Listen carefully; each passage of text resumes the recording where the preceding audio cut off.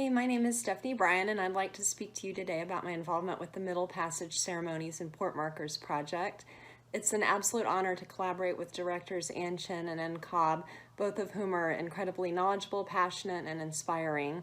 I also really appreciate having the opportunity to work with some very talented students and other individuals. So upon receiving my PhD in history from Emory University in May, I was very fortunate to join this project as the digital coordinator. With the help of Emory's Center for Digital Scholarship, I provide research, writing, and technical support to create digital markers for the Middle Passage arrival locations. So in my appeal for funding or whatever support you can offer, I thought I'd briefly explain what is a digital marker and why is it important to our project.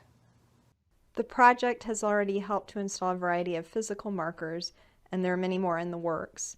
These are incredibly important for designating and commemorating the sites where Middle Passage survivors first landed after being forcibly and permanently removed from Africa. These markers acknowledge and illuminate a complex, painful, and uncomfortable part of our nation's past that's too often been omitted or denied.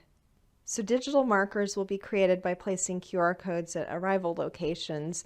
They'll complement the physical markers by providing a deeper dive into the Middle Passage history.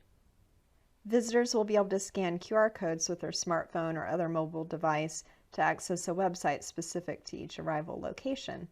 To create these websites, we're using a platform called Open Tour, which will help make the Middle Passage history more accessible to the general public. For users who are blind or visually impaired, Open Tour provides an audio option, and for anyone unable to physically travel to an arrival site, they can access a web version on their home computer.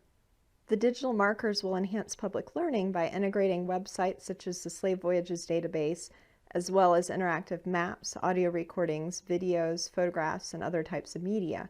Providing access to a variety of sources helps us to balance statistical data with the human dimensions of this history.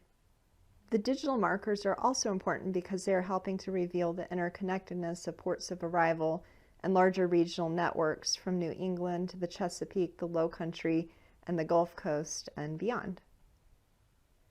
Through both the Google Map and our Open Tour, someone visiting a marker on Tybee Island, Georgia, could obtain directions to the marker in Savannah if they'd wanted to drive from the site where incoming vessels once quarantined to the location where those vessels subsequently transported captives for public and private sales.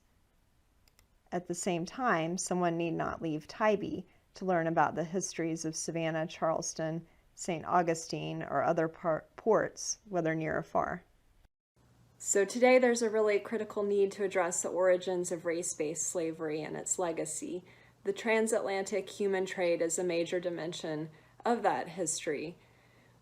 Whether it's through volunteering your time, joining us on social media, making a donation, visiting one of the arrival locations, going on our Open Tour website, or attending one of the remembrance ceremonies, your support is greatly appreciated, and it helps us continue this amazing project.